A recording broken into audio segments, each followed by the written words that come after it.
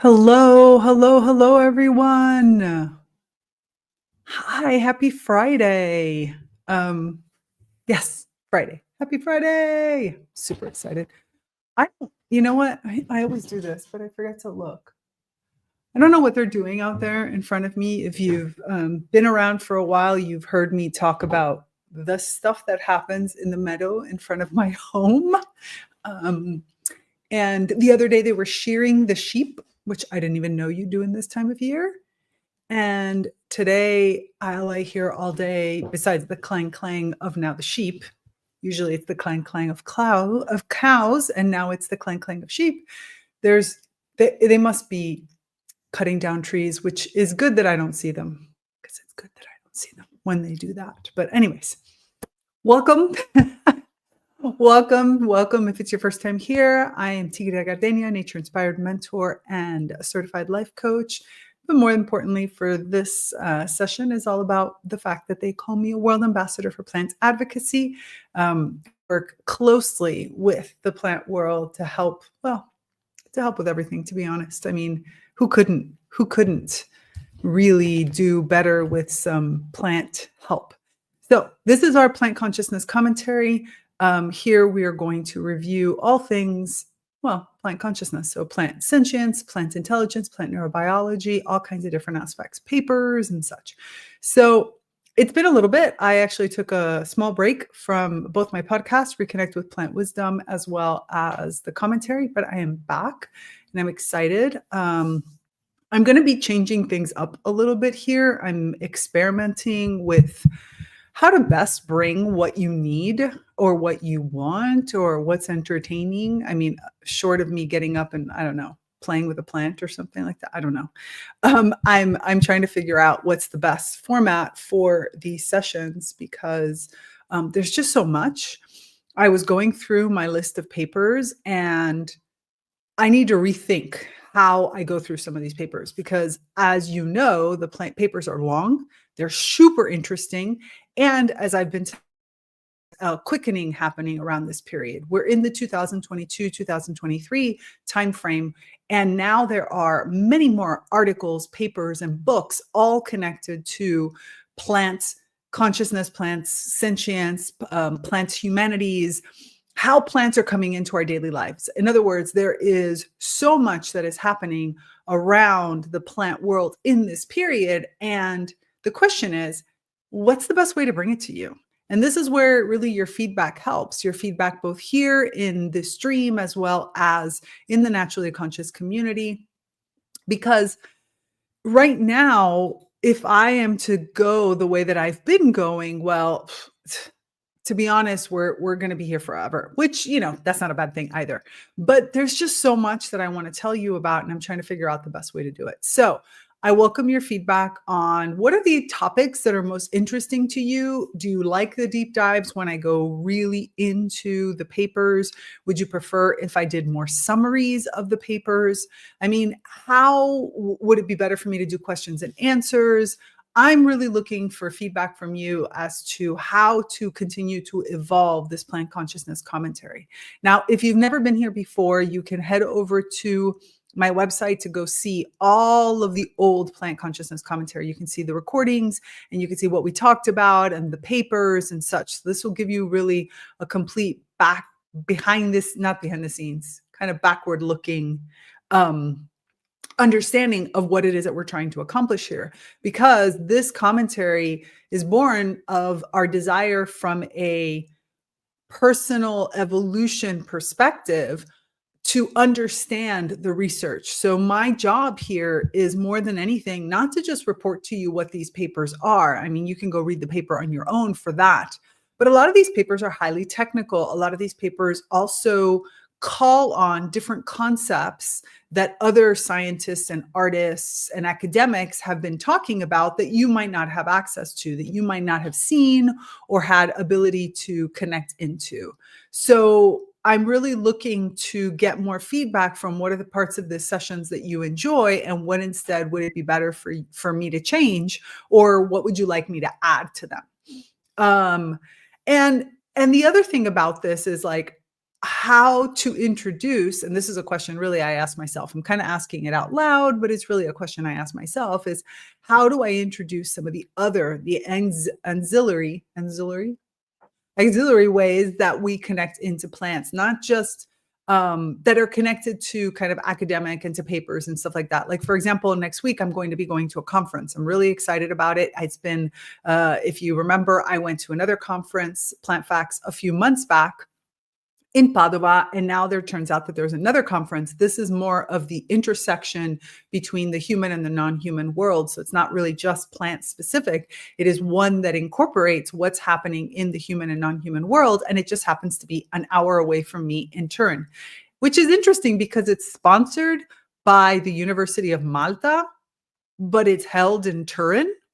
Who knew? Who understands these things? I don't care. I'm just happy that it's happening. I'm happy that it's happening so close to me. I just sent an email today and was like, hey, I don't see, do I have to register? What do I have to do and anything? So I am very much looking forward to going and sitting for 3 days in another set of conferences. It means I might not do commentary next week, or I might just come on quickly because of the fact that I have the conference and I don't really know what my situation is going to be like. The conference actually ends when I would be starting this commentary, but we'll figure it out. We'll figure it out. And either way, it's going to be amazing. And I'm going to bring you everything that I learned about. Okay. So that being said, this week I have an interesting paper. Look, I've been working with synchronicity recently. This week, I had my students here in Damanhur had like an in-depth class, a one-on-one moment, well, not one-on-one, one-to-many moment with one of the teachers here in Damanhur that's an expert on synchronicity. We had a really great question and answer session because they're doing some research on synchronicity and they were looking for new information and stuff like that.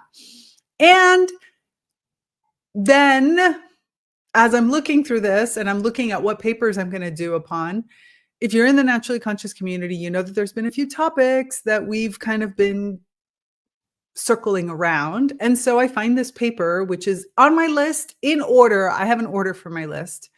And it just happens to be called Political Plants, Art, Design, and Plant Sentience. And I had to.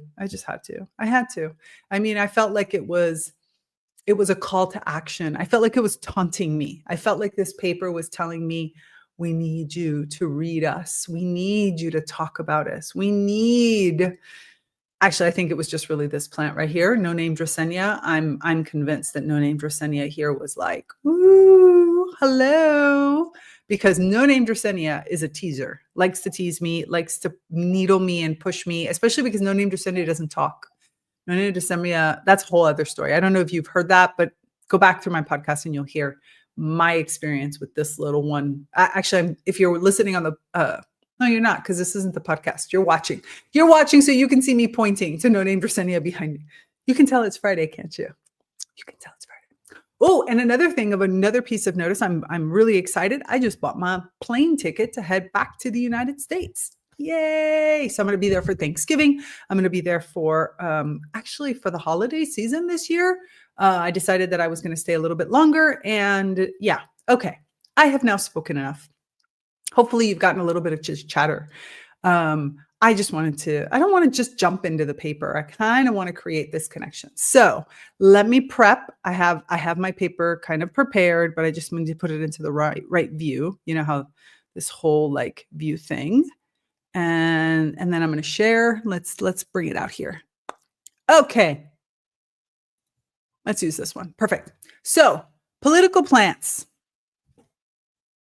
I'm serious when I said that hold on.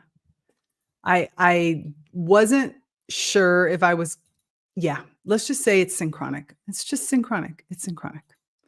Synchronic that this is the paper that we're going to read today. It feels very adept for what's happening in the world. I don't know if it has anything to do with politics, to be fully honest.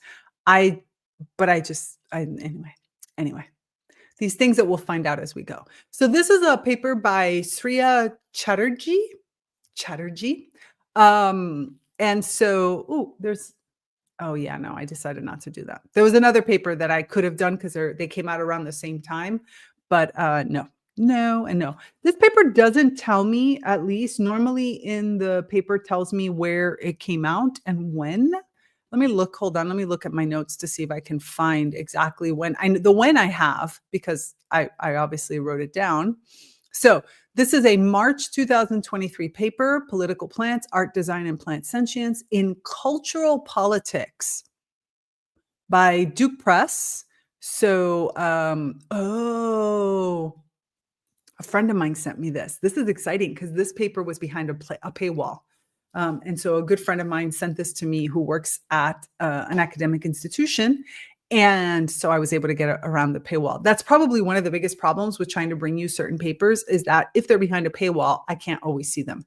So I'm slowly getting a few subscriptions to journals, but there are so many of them that it's so hard. So if you have access to academic journals, I might need your help sometimes. just so you know, just contact me and let me know. All right, so let's get into this. Political plants, art, design, and plant sentience. Sria, I hope I say these names right. Please forgive me if I don't. Chatterjee. Okay, and here's the abstract.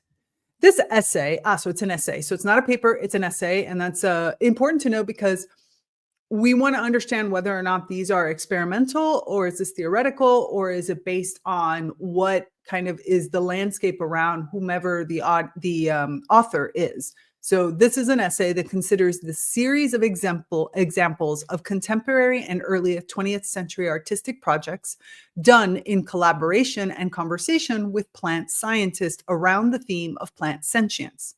In particular, it zooms in on the work of the Indian biophysicist Jadagish Chandra Bose. I am excited to talk about anything relating to Chandra Bose because we have nominated Chandra Bose, but we have never done a paper that is specifically by Chandra Bose or that highlights Bose's research. Bose is an important figure, period. Bose is someone that really has stood up for the plants, especially in a time when it just wasn't acceptable. So we like Bose. And the Indian artist, talk about butchering names. I'm going to try to say it once because I think it's respectful to try. And then if I butcher it too badly, I'll figure something else out. Gaganendranath Tagore. Tagore? Whatever. Oh, not whatever, but I'm trying. Tagore. In the 1920s. And the Italian plant scientist Stefano Mancuso, who, as you all know, was my professor for my master's, and German artist Carsten Höller in the 2020s.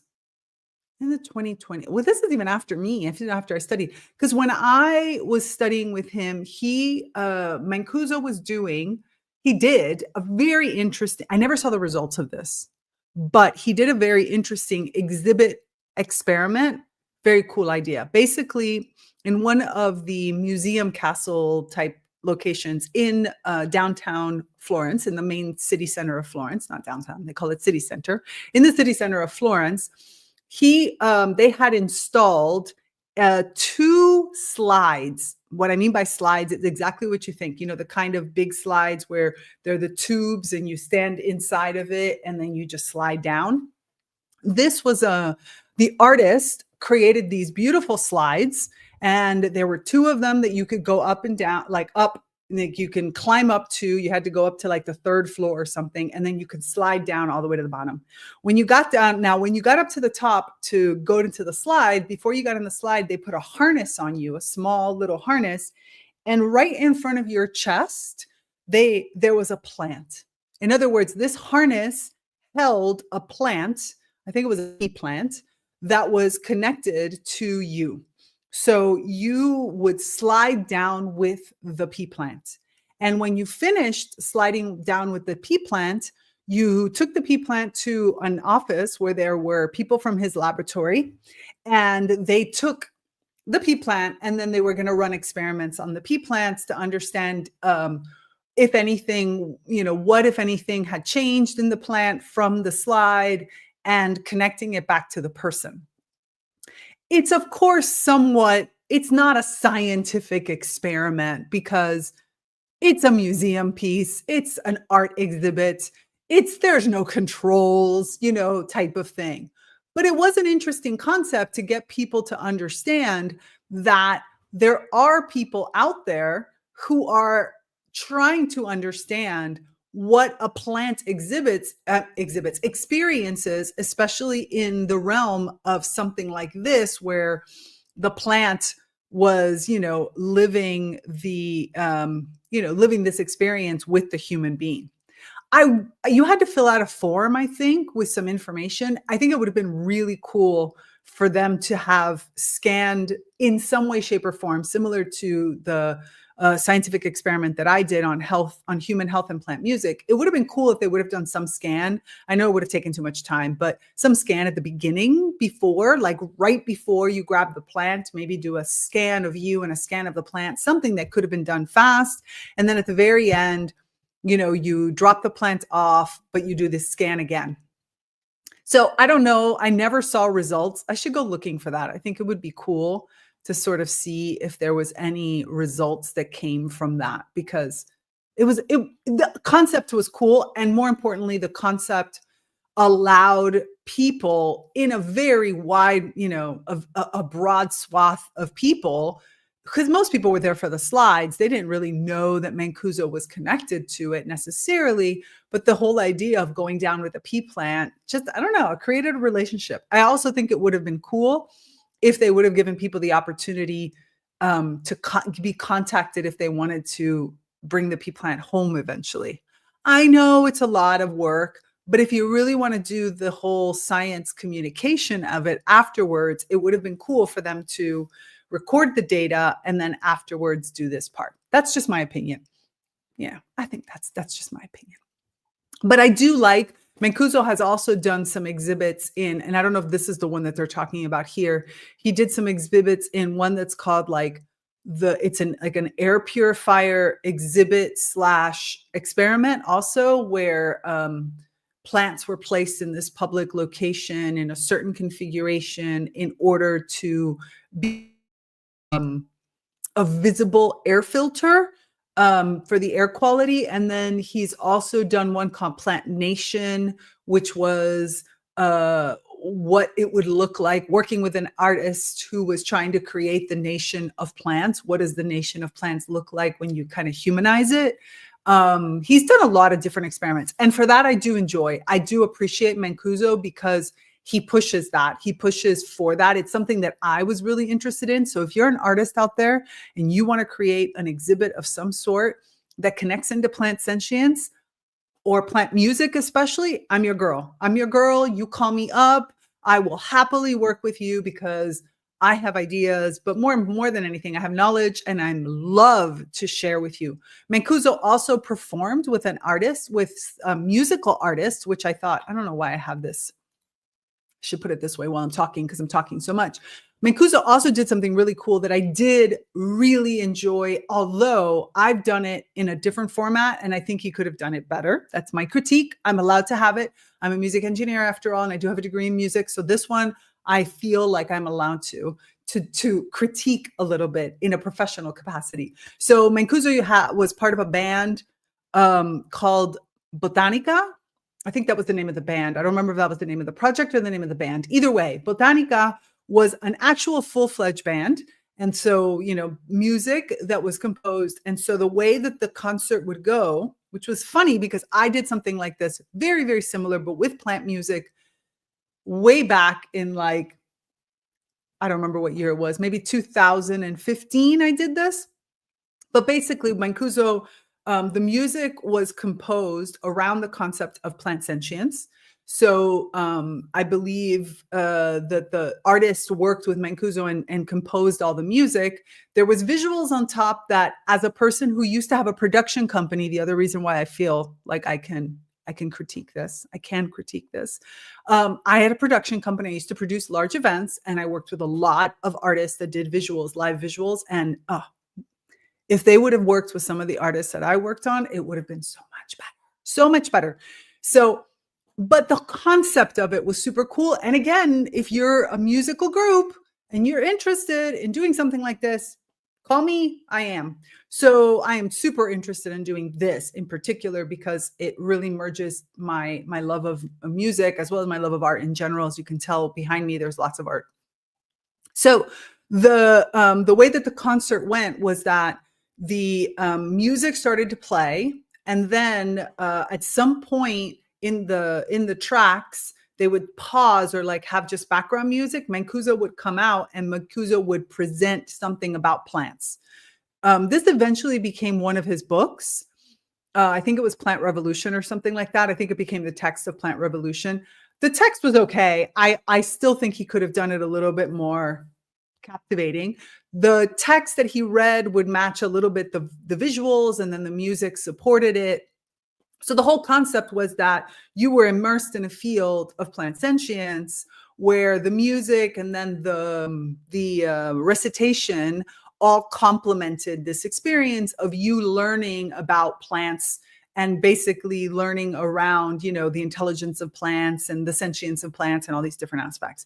When I did it in 2000 and I think it was like 2015, maybe 2016, it was in Denmark the first time I did this.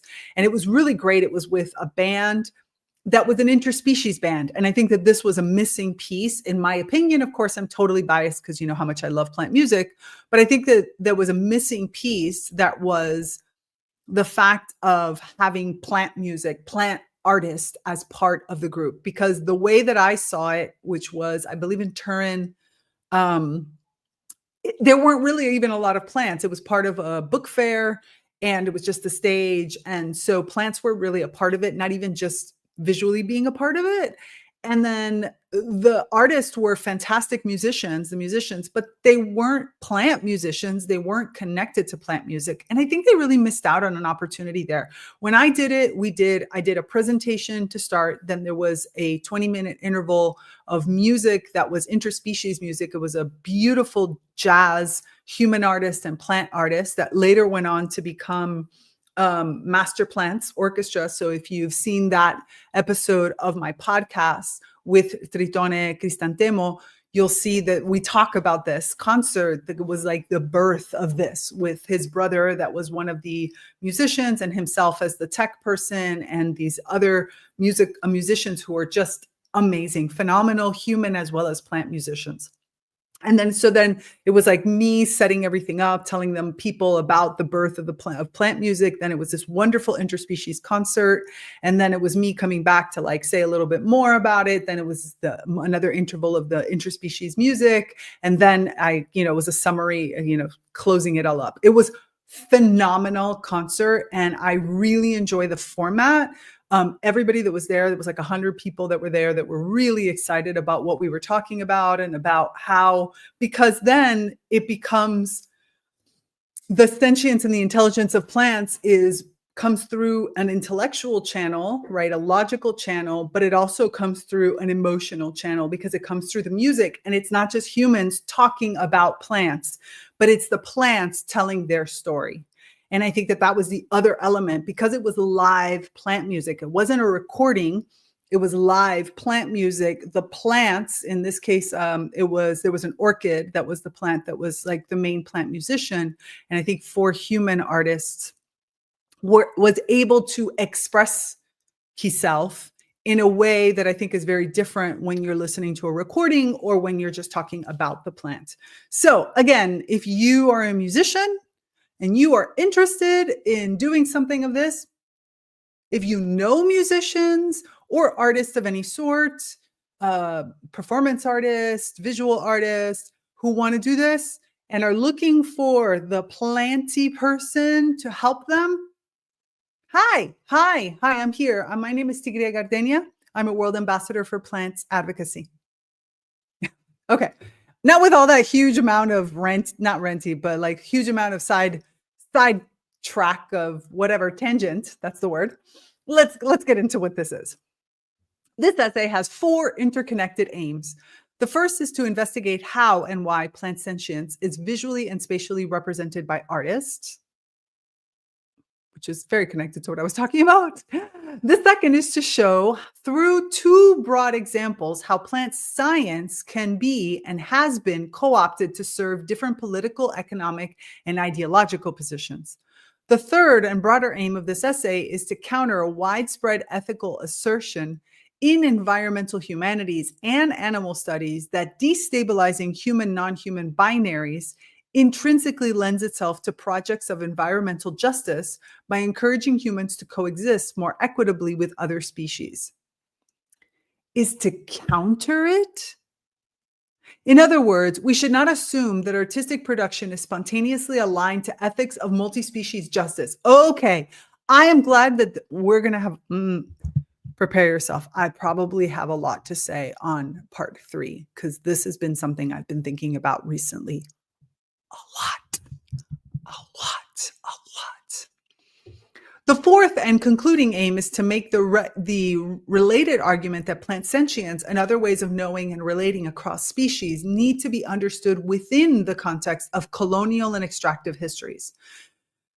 Okay. It is political. We did say we were getting into politics with this. Okay. Part 1, introduction. Sorry, part 1. I'm so lost right now. Part 1, introduction. Plant sentience has long divided both scientific and lay circles.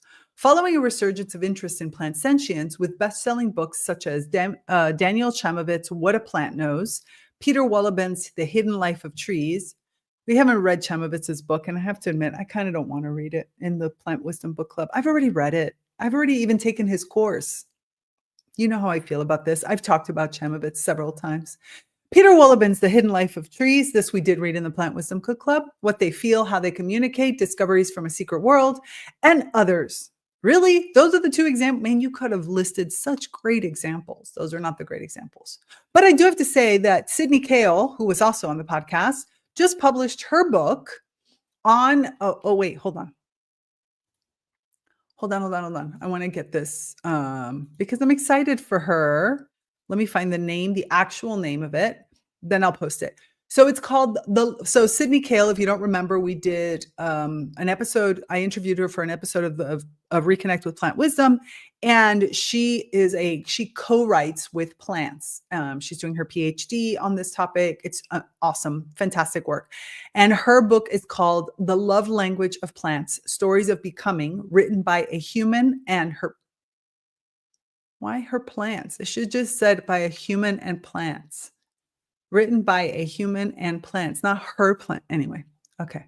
I'm nitpicky sometimes. Let's go back to this paper. Anyway, Sydney Cale, by the way, I'm going to put it into our list. Okay.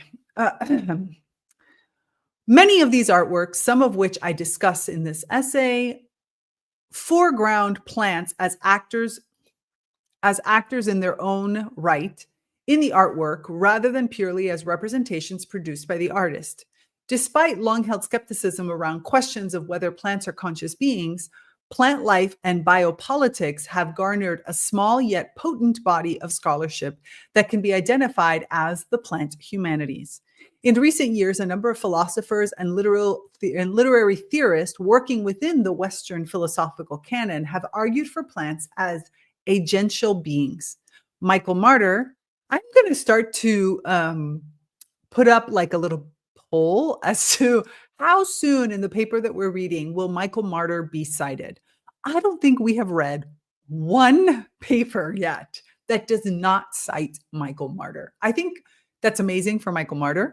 Seriously, amazing for Michael Marder. But wow. Michael Marder offers a long sweep through classical theory in plant thinking, 2012. Matthew Hall, doesn't get cited as often, but very often, explores a political theory in turn in Plants as Persons. In Life of Plants, Emanuele, I'm going to say it in Italian because I think it's an Italian name. Emanuele Coccia,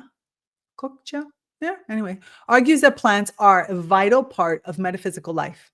And Elaine Miller provides a feminist account of German romanticism in Vegetative Soul, from philosophy of nature to subjectivity in the feminine. Framed as agential beings capable of meaning making, these works have broadly advocated for working towards a phytocentric rather than an anthropocentric position. They have sought both to recast the basis on which moral consideration, for example, is afforded, and to demonstrate that plants, in fact, possess many of the affordances that were said to ground moral considerability. This is important because we're now talking specifically in the case of the humanities side of it, morality. So slightly different from what we have been going for in relation to rights and agency. Not to say that one's better, worse, whatever. I just kind of wanted to put it out there.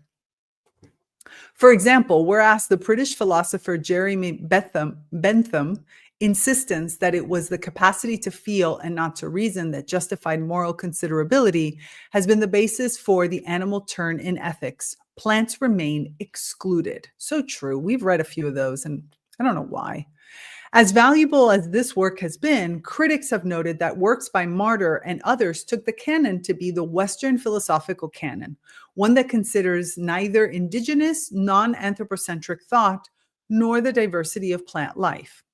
While anthropologists and scholars working in indigenous studies have long tried to decenter anthropocentric discourses, it is worth saying at the outset that the majority of scholarly and artistic engagement with plant sentience has remained largely Eurocentric. This is very, very true. Traditional economical knowledge requires a level of belief and trust in the animism that I just don't think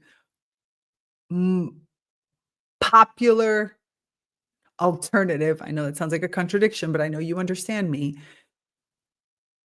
really trusts or believes in.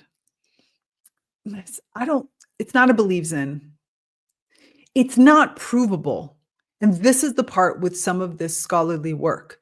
It's not provable. When we read Braiding Sweetgrass, even Robin Wall Kimmerer, you kind of tell falls into this trap, although she is much better at navigating it, as opposed to someone like Malika Galliano that fell down the rabbit hole and got stuck there because of this. Robin Wall Kimmerer brings in her animistic tendencies, her traditional ecological knowledge, and then tries to test the results. Let me try to be more specific on this. Her experimentation to help give validity to her ecological, her traditional, her indigenous knowledge is oftentimes been covered. For example, in the book, she talks about, sweetgrass itself, sweetgrass, and how collecting only half of the sweetgrass yielded better over time, right? So using principles that indigenous people have chosen and then applying them into a model that can be tested from the perspective of yield and outcome and such. She sort of shies away in the testing realm of the relationship because you can't test that. You can't show it. I do know of some in the past scientists that have tried to test entanglement to try to understand whether some of the things we're experiencing with plants is quote unquote true or real. I hate that terminology, but bear with me for a second while I'm talking about academic world. But many scientists instead have gone through that dissecting perspective and trying to prove that what we experience with plants, or more importantly, what plants themselves are experiencing, can be biologically shown. When you break it down to that perspective, then of course it's going through Western anthropocentric models, right? Let's break it down to what kind of hormones are firing when, and what are these chemical signatures and such. So indigenous knowledge doesn't go through that. It goes through feeling and sentiments. So we're starting to see a little bit of this be able to come in as we move more towards the cognition science, psychology side of it. But it's still hard. It's still something that many academics are not going to get funded on, so they're not willing to talk about publicly, regardless of whether or not they feel it. Natasha Myers is probably one of the better, because she's an anthropologist who has touched this and has also included the artistic element, because she has a physical performance piece that attempts to embody literally the relationship and the experience with plants and bring that out into a more consumable, not in the bad way of it, but more of like feelable experience for the audience. But Galliano, for example, got crucified through this because she was trying to put indigenous experiences into a book about biological testing without dissecting and breaking down the plants. And she just couldn't do it. Like, she did a pretty good job of it considering, but she couldn't, but she paid a price for it, where Kimmerer just didn't even go there, because she relies, her expertise is on environmental studies. Her expertise is on forest ecology, so she can look at the whole. She doesn't have to break it down into its individual parts. So this is an interesting perspective, and why I think, my opinion, we're stuck in this Western way, or this Eurocentric way of looking at everything. The expanded field of plant humanities includes an engagement with plants as part of a more activist approach to the environment and food studies, such as Monique Robbins' The World According to Monsanto. Winona Hotter's Foodopoly, The Battle Over the Future of Food, and Frederick Kaufman's Bet the Farm, How Food Stopped Being Food. Scholars such as Jeffrey Nealon attempted to take plants to be a linchpin for thinking about biopolitics. Nealon argues that contemporary neoliberal nation states are designed to protect and serve the very privatizing biopolitical pantheons of 19th century subjectivity, focused on the life of the individual organism. However, the question of plant sentience itself, the fact that plants can feel and make decisions, has been considered broadly apolitical. This essay works against the two assumptions outlined above to show the plant's sentience is neither product solely of the Eurocentric imagination, nor is it apolitical. The broad aim of this essay is twofold. First, through a series of contemporary examples, I investigate how plant sentience is visually and spatially represented by artists, often in collaboration or conversation with plant scientists. To what end, I ask, are these artistic interventions aimed?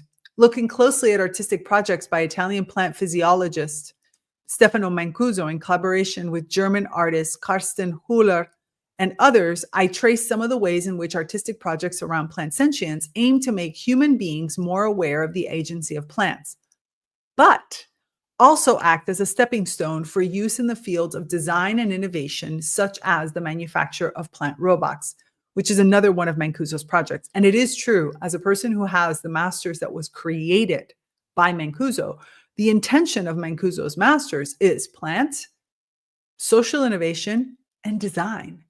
How do we, not as focused as something like a biomimicry project, but definitely focused on the perspective of learning from plants as models, not so much as mentors and partners. Mancuso talks a lot about plant agency, but really more just to pick up the models for them. That's one of the things I actually kind of didn't like about him. But that's me, and you might love Mancuso. It's just me. This leads me to the second crux on which the essay rests, and that is the argument that plant science can be and has been co-opted to serve different political, economic, and ideological positions, for sure. Exploring instances from the contemporary moment and going back to the early 20th century to explore the work of Indian artist Tagore and biophysicist Chandra Bose, I explore how plant sentience has been co-opted or mobilized in different ways. By causes as diverse as bioengineering to anti-colonial Hindu nationalism, Mancuso, in the catalog that accompanies the Florence experiment exhibition, that's what exhibit they're talking about, quotes the work of Bose, reproducing some of Bose's scientific illustrations published in 1922 to illustrate nervous excitation in plants. To trace the genealogy of what he and a group of researchers in 2006 named plant neurobiology, which we've talked about in detail. Go back through all of the old ones to understand that. Mancuso goes back to Charles and Francis Darwin's The Power of Movement in Plants and to Chandra Bose's 1913 research into plant sentience or irritability. In the early 20th century, Bose conducted conclusive experiments to prove that plants respond to extended stimuli. Bose, who pioneered the investigation of radio waves, is perhaps even better known for extending his work on the physics of electromagnetic radiation to experiments on the life processes of plants. Building on the genealogical link that Mancuso already made to Bose, the two parts of this essay focus on case studies around 100 years apart that opened up Mancuso's and Bose's work in collaboration with and conversation with artists. The reason for choosing the two is not to simply compare them as equivalent examples at different points in time and geographical location, but to show in two very different instances how scientific research into plant sentience is translated and communicated to particular audiences through artistic endeavors, and also how it is then co-opted toward different agendas in the cultural, political, and economic sphere. Mancuso is definitely not apolitical. Just that's what I know. That's what I'm saying. Broadly, this essay counters a widespread ethical assertion in environmental humanities and animal studies that destabilizing human-nonhuman binaries intrinsically lends itself to projects of environmental justice by encouraging humans to coexist more equitably with other species. I don't actually think that's true, but we'll get there. Ultimately, I argue that plant sentience and other ways of knowing and relating across species need to be understood within the context of colonial extractive histories. Donna Haraway, another one we like, tells us that if we appreciate the foolishness of human exceptionalism, then we know that becoming is always becoming with, in a contact zone with where the outcome, where who is in the world, is at stake. This concept of becoming is always becoming with is one I love. I've now heard it cited in a few different aspects, and I really appreciate it. All right. Other scholars argue that in accepting multi-species agency, we need to recognize the complex relationships between multiple organisms and understand the human as emergent. You can tell I'm struggling through this sentence. The human as emergent through these relations. Never quote me on that. Never. You know how sometimes we watch like fake news and it's like somebody who says something and it's snipped out of context? This would be one of those. The human as emergent through these relationships. Anthropologist Natasha Myers. Oh, I like this person. She just quotes all of my favorites. Anthropologist Natasha Myers names the Plantoposine, such a great name, and a planthropologist. I want to be a planthropologist when I grow up. That is the title actually that I am aspiring to. In the next 5 years, I don't know what I have to study in order to be a planthropologist, but I want to be a planthropologist, and I'm going to make even a song out of it because I want to be an anthropologist that bad. As a call to change the terms of the encounter, to make allies with these green beings that has the potential to stage both new scenes of and new ways to see and even seed plant people involutions. Involutions, notice that, not evolutions. While in agreement with these assertions, this essay works against the implicit assumption in much of the multi-species literature that once we recognize the sentience of other beings, we should experience them as subjects of moral considerability and even kin. Yeah, animal research hasn't told us this. Animal research has not led to this. And this was, if you remember a while back, I did an entire,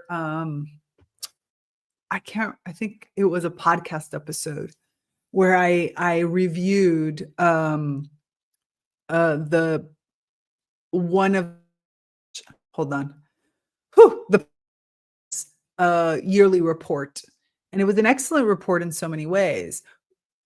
But and I think there was that one, and there was another paper that I talked about that basically showed that following the footsteps of what animal rights advocacy has not given us animal rights, not in the way that you would have expected.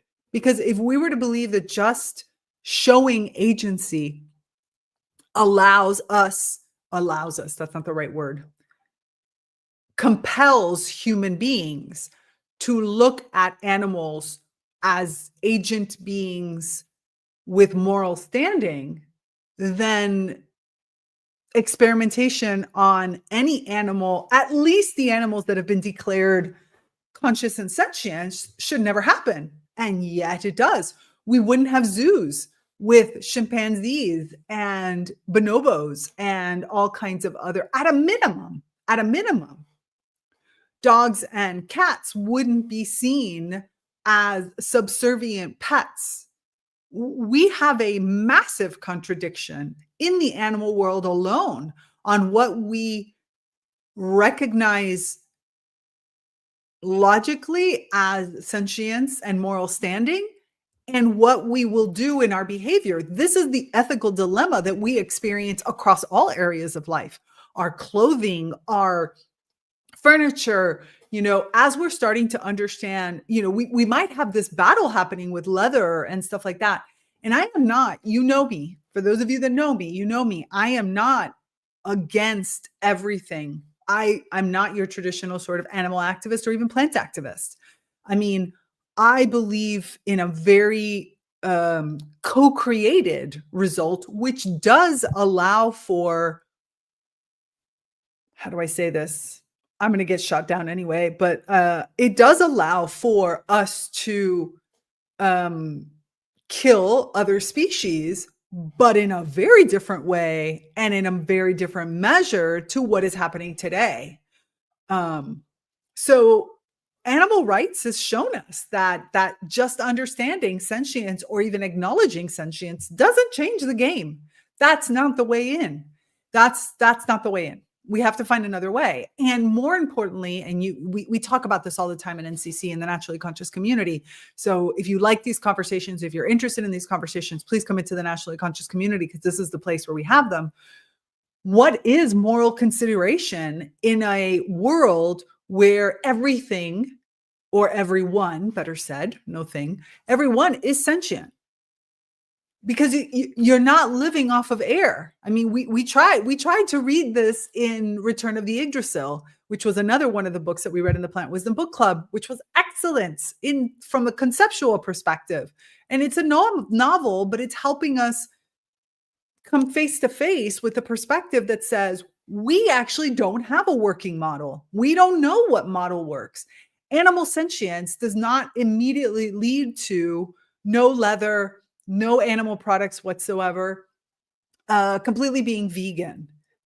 Because that doesn't even work for somebody. And my body type can't be vegan. I've tried, trust me. And if I am vegan, it still means I'm eating plants who are also sentient. Do we see the problem here? We need a completely different paradigm. We need to enter into relationship in a whole other way.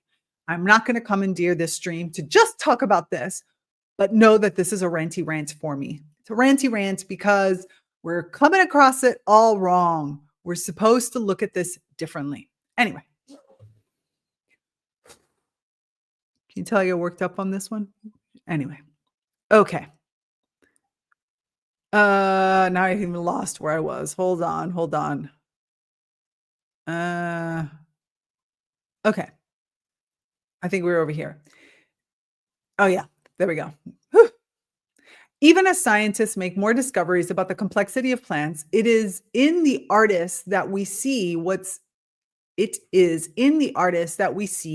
seems to be the effort to do the cultural transformative work of shifting how humans understand themselves and others. We should, however, not assume that artistic production is automatically aligned with ethics of justice. As will be demonstrated in this essay, in fact, it can also be inveigled into logics and systems that exasperate injustices. Rather than providing a clear path towards multi-species justice, which there can't be a clear path because we don't even know what it looks like yet, I will argue that it is not what we think it is. The essay shows how muddy the waters are by exposing some of the results that engagement with plant sentience has produced. It makes evident the gap between the representation of plants as agential beings in the cultural discourse and the representation of plants in the ethical, political, and legal realms. It enacts a middle step in ostensible continuum between plant agency and plant justice by raising questions around the ethics of co-option. The processes of co-option I describe are often well-intentional in wanting to champion plant sentience and agency. However, they are always mediated by a range of existing and essentially human-centered discourses and relationships with colonial nationalist and capitalist world orders. I don't know if the problem is always 100% capitalism. Maybe it is. Maybe it is. But I'm not sure. Colonialism from the perspective of our domination colonialism, it definitely is. But it's still based on, nobody ever touches on the fear. It is the fear of the unknown, the fear of not having, the fear of change. Plants as agents, the vital functions of plants, including sentience and decision-making, remains invisible and imperceptible to humans because they happen at a scale and speed that lies outside the most immediate modes of human sensing. The question of how to represent plant sentience, therefore, has been one that has recently of considerable interest to contemporary artists working within the plant humanities. To dispel the notion that plants are either mute or silent, for instance, various artists have rigged up simple electrical circuits to make the hum of plant life audible. As early as 1902, Bose, to whom this essay will return in more detail, in his treatise Responses in the Living and Non-Living, had written eloquently about plant listening. He argued that plants grew more quickly when exposed to pleasant music and gentle whispers, and poorly when exposed to harsh music and loud speech. If you all don't like loud speech, you're screwed. Just sorry. I'll apologize now. Since the 1960s and 1970s, the use of biosensing electronic devices on plants has been a tried and tested way to create connected circuits that interface between technological systems, human sensory capacities, and plant life. Sonic Succulents, Plant Sounds and Vibrations, an installation inspired by Sydney-based plant scientist Monica Galliano and created by Adrienne Adar at the Brooklyn Botanical Gardens in 2019, allows visitors to hear plant sounds through headphones when they touch the plants. Adar affixed handmade sensors to a selection of plants such as the ponytail plant and the golden barrel cactus and objects within the environment, and then amplified them through audio equipment.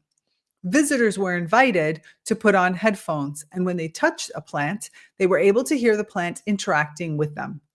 Other parts of the exhibit also allowed the visitor to go beyond plant-human interactions to plants, natural botanic rhythms. For instance, in one section, visitors were invited to tune into the sounds of a giant yucca plant growing. In another, they could listen to stalks of corn and plants absorbing water via their roots.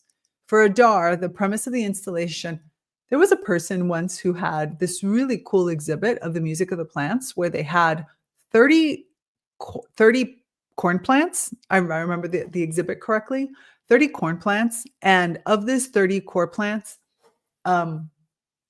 they basically hooked up, I don't remember how it worked. I don't remember if it was like the first plant of every row, and like every row was like 5 plants or something, or if they hooked up one whole row of 5 plants to the music of the plants devices, so that we could hear and let it run 24/7. It was really an interesting exhibit because the exhibit was how the plants played over the course of the day. And there was other elements to it. It was a really cool exhibit. I miss working on those types of projects sometimes. I do miss that. So again, if you know anybody that's an artist that wants to do an installation connected to the music of the plants or wants to do a concert, I'm here. For Adar, the premise of the installation was that by interacting with audible plants, visitors would have access to a new perception of these photosynthesizing organisms, not simply as inanimate mute objects for humans to control, but as living co-inhabitants. Installations such as Adar, sorry, this is a weird noise up above me. Installations such as Adar's and others create an experiential space in which a human visitor is made to interact with plants in a way that goes beyond treating plants as backgrounded into ornamental sceneries. In the same way, Wandersee and Schussler, those are the ones that developed plant blindness as a term. Or what do we call it? What do we call it here? Plant ignorance. Plant ignorance. In the same way that Adar tries to render the inaudible world of plants audible, Chiara Esposito's The Dream of Flying attempted to make the slow and typically imperceptual responses to stimuli visible. Using a digital interface, Esposito enabled an air plant.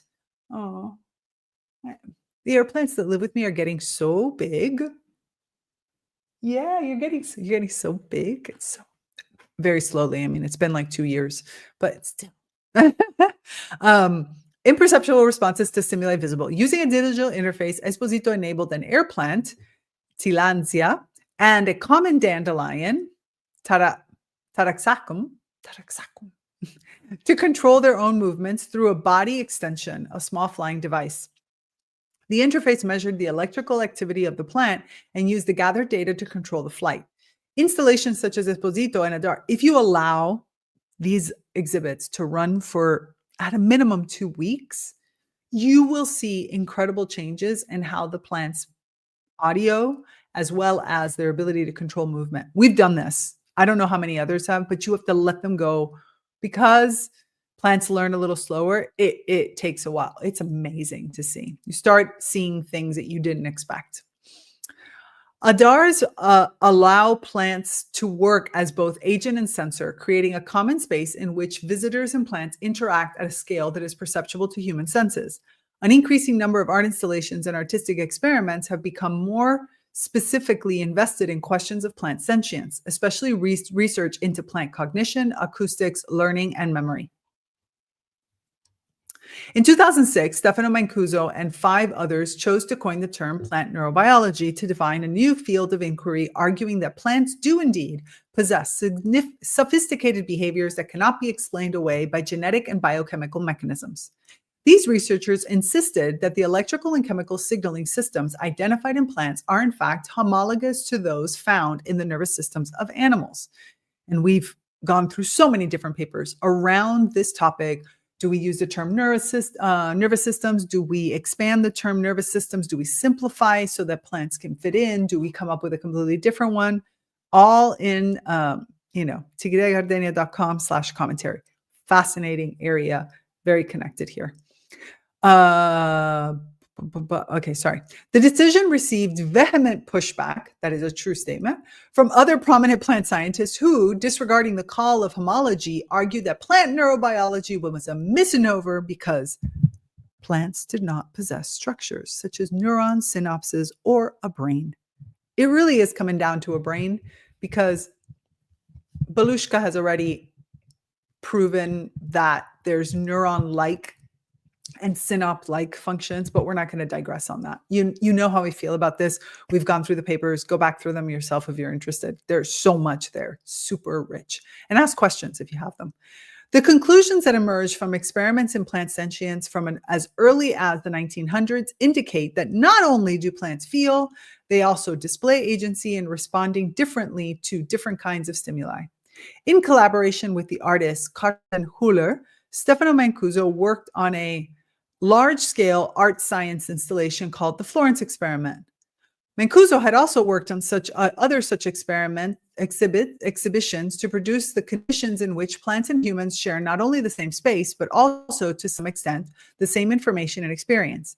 Mancuso's collaboration with artists, designers, and innovators, which I discuss in some detail in this paper, are interesting because It is in Mancuso's attempts to communicate to a wider audience through visual and spatial installations how plants think that eventually leads to further collaborations in more applied fields of biotechnology. Well, wait a minute. The Florence exhibit is exactly what I was telling you about the slides. How funny that the one that they call, it wasn't in the 2020s. That exhibit was in 2017.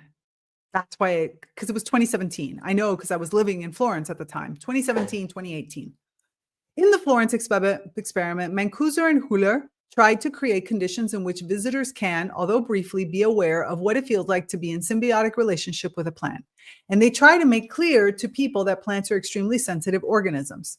The exhibition opened at the Contemporary Art Museum Palazzo Strozzi in Florence, Italy in 2018. See, 2018. I thought they opened in 17. Anyways, 2018. In his, because we got to see it before it opened. In his work, Stefano Mancuso cites and references Chandra Bose, who this essay briefly introduced earlier and will come back to in greater detail in part 2 of this article. Bose, who first used the term plant nerve, locating the nervous route for long-distance electrical signaling in the vascular tissue, specifically the phloem, in some ways forms the basis for Florence experiment and other installations Mancuso has collaborated on at the nexus of art and plant sentience. An advocate of plant neurobiology, that's an understatement, Mancuso is the founder and director of the International Laboratory of Plant Neurobiology, headquartered in Florence. The Florence experiment consisted of 2 parts. In the first part, 2 steel polycarbonate slides, I already explained all this to you, were made to snake down from the Palazzo's 3rd floor balcony to the ground floor. Visitors to the exhibition or experiment who wanted to participate were invited to step into the slide from the 3rd floor and were given a bean plant. I told you it was a bean. Oh, I thought it was a pea. No, I said it was a pea plant. It was a bean plant. Sorry. To carry as they whizzed down. Once they were out, they would hand the plant over to a set of scientists waiting in the plant delivery room. So remember that.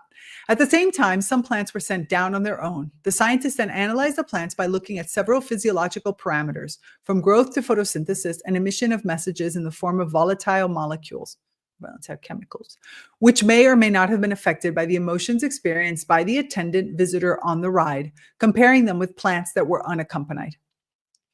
The second part of the Florence experiment consisted of 2 identical cinemas. Oh yeah, I remember the cinema. I forgot about that. So installed in different parts of the palazzo. One cinema showcased scenes from scary horror films and the other from lighthearted and happy comedies. Visitors were invited into the cinemas, and from each cinema, a small part of the volatile molecules traveling in the air produced by the viewers were collected and tested separately for their composition in an on-site lab. The rest of the air conditioning containing volatiles from 2 different cinemas was sucked out through an aspirator hooks and carried through different ducts to the palazzo's facade. Here, wisteria plants, it was all across the outside of the Palazzo Strozzi, which is a beautiful building, by the way. I loved that part of Florence when I lived there. I loved it. And on the outside was these wisteria, which are, climbing plants. All along the outside, it was interesting to see over time how they were doing. Here, wisteria plants in big pots were set up to climb large steel wire, which bifurcated at a Y. At the bifurcation, the plant had to decide whether to turn right or left according to the volatiles, with those from one cinema going to the right side of the fork and those from the other going to the left. The aim, as Mancuso said, was to see if the volatiles produced by humans using a different psychological, I have the hiccups. Excuse me. I don't know where that came from. Using different psychological conditions are able to influence the behavior of plants. Both parts of the Florence experiment are based on the idea that plants somehow respond to the emotions of human beings. In not claiming to be a controlled scientific experiment, because it wasn't, the Florence experiment was exploring elements of a scientific experiment with more attention to communicating this to visitors rather than obtaining a scientific results. In interviews, Höller reiterates that the Florence experiment is an art show, not a scientific study. It is a proposition to rethink our understanding of things. What does this rethinking do for plants? In Mancuso and Höller's art show, Mancuso wants to build a vegetal approach.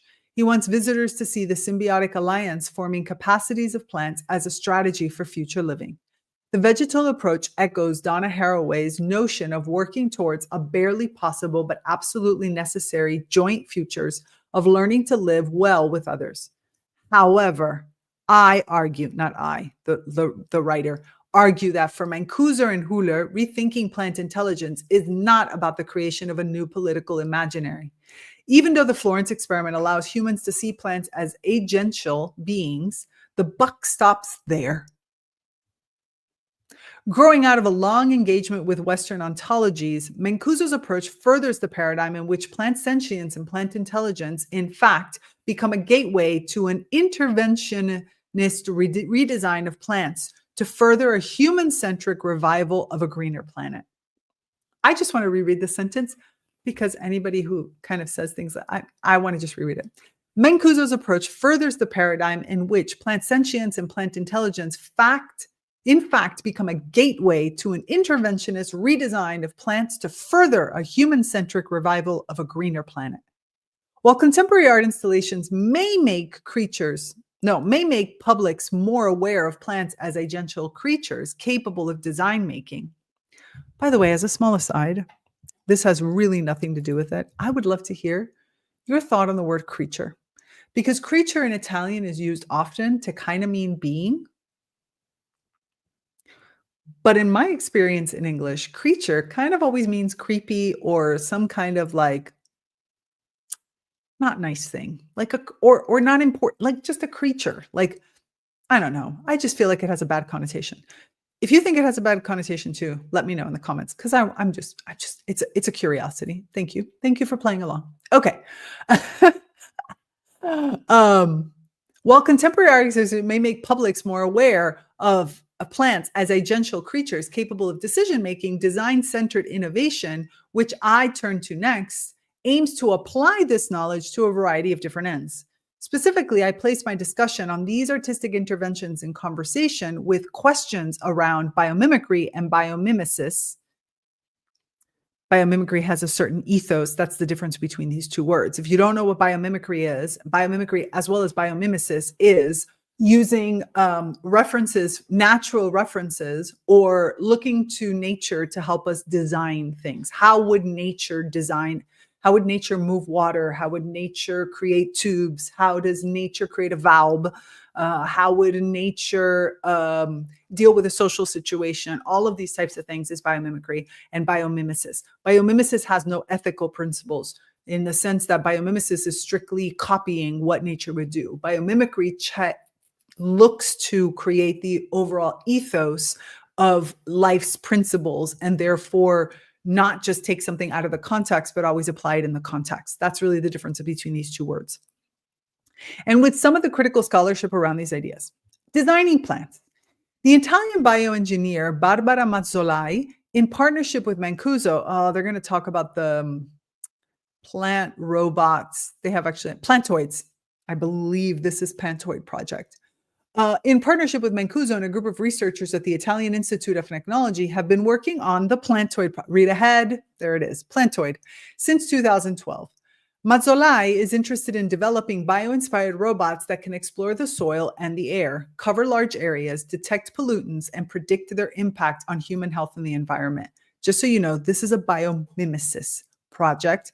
It does not have the ethos that is necessary for a biomimicry project. If you want to understand why, I will tell you why, but only if you want to understand why, because there's a story there.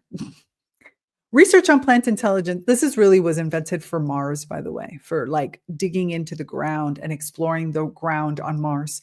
Research on plant intelligence allowed Mazzolai and her team to introduce a new paradigm in the fields of robotics, which they termed moving by growing. This draws from the fact that the movement of plants is based on the addition of material, which results in plant growth, kind of like a root growing out from the tip.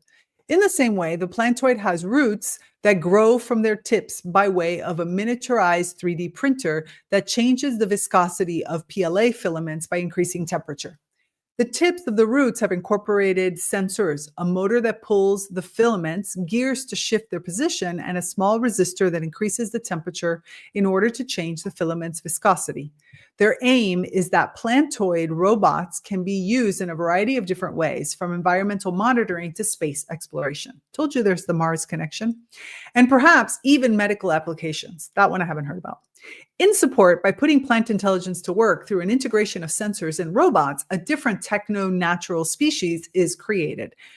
Oh, if you're part of the book club, how much does this, they're using the term techno-natural species. What is it that James Bridle uses? Digital beings. Are they the same thing?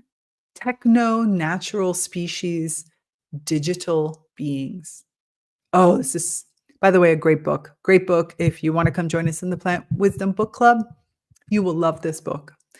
Artist and Theorist, Working in Plant Its Ways of Being by James Bridle. You can find it on the Plant Wisdom Book Club page on my website. Artists and theorists working in plant humanities explore the philosophical implications of plant intelligence and decision-making as distributed in a similar way to swarm intelligence, which characterizes the behavior of social insects such as termites and bees to foreground the primacy of the connections between the individual workers that form a network of changes in communication that alter the behavior of the whole colony. Chihuahuas had to have gotten at some point nominated. It's necessary. Does memory require a brain, or can we define it simply as an act of remembering that can be triggered not simply by an animal brain, but by different processes that produce similar results? Of course it can. Of course it can. Of course it can. Feminist scientist studies scholars such as Catherine Hales argue that a distributed concept of intelligence also recognizes that cognition is not constrained by the processes of the brain alone, but rather is a systemic activity distributed throughout the environments in which humans move and work. Well, between beings. Can we take out the human part there? Because beings. For Mancuso, despite seeming to be an oxymoron at first sight, there it is. That's the plantoid, by the way. Plant intelligence is the plant's ability to solve problems. In the place of a brain, what Mancuso is looking for is a sort of distributed intelligence, as we see in the swarming of birds or colonies of insects. Similarly, Michael Marder rejects the idea of a formal plant intelligence and instead imagines the non-conscious life of plants as a kind of thinking before thinking. Okay, I have to kind of break in here because, like I said, Marder is cited in almost every single paper we do, okay? Marder's philosophies are outside of a normal paradigm, therefore often get misquoted in some ways. I'll try to explain this. This is not an easy one because it requires you to give a new context for the new paradigm. Michael Marder is not saying here that plants are not intelligent. On the contrary, what Michael Marder is saying is that the current concept of intelligence that exists is centered on animal intelligence, predominantly, obviously, human. We need to set that aside and say, what is plant? What is plant?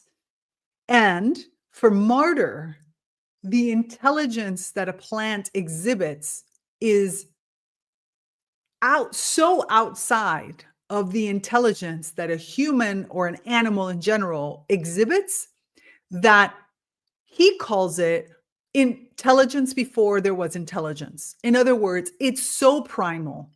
It's so connected to who they are.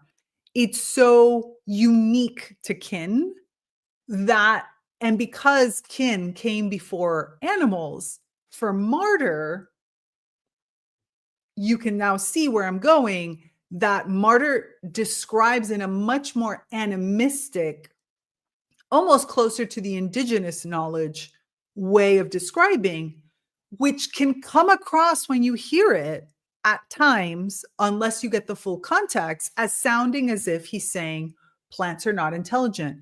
But what he's saying is plants possess a different form of what we would kind of call intelligence. And it's its own thing, and it does things in its own way, and it has different parameters. So the word intelligence is not adequate because this is much more primal, much more innate, much more essential. Now, many have interpreted that to say that it's not as evolved as animal intelligence. But I don't actually think that that's what Martyr is saying. I think Martyr is trying to state that we have an actual higher level of higher order intelligence within us that we have blocked out for our animal intelligence, and therefore have no way of even connecting back into and understanding what this intelligence is. And it can't be ranked because they're just almost two different things. Martyr will correct me if I'm wrong. If you have a different take on this, again, let me know. But that's the way I have understood Martyr's writings. And Martyr's not easy to follow from that perspective. What I like about Martyr is that there is an almost ephemeral, spiritual, metaphysical, as Nandini said when she got to hear him, level to the way that he expresses things, an animistic level that makes, and I love that it is hard to understand him because you can tell he's making connections that our modern descriptions of things do not currently recognize. That's my take on it. Okay, I just wanted to say that.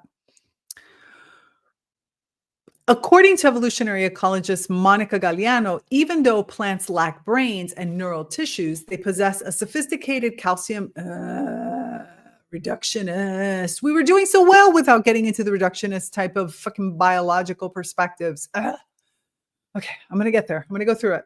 Sophisticated calcium-based signaling network in their cells. This network is similar to animals' memory processes, and therefore, when she claims that plants can remember, the onus is on us to reconsider how we define memory.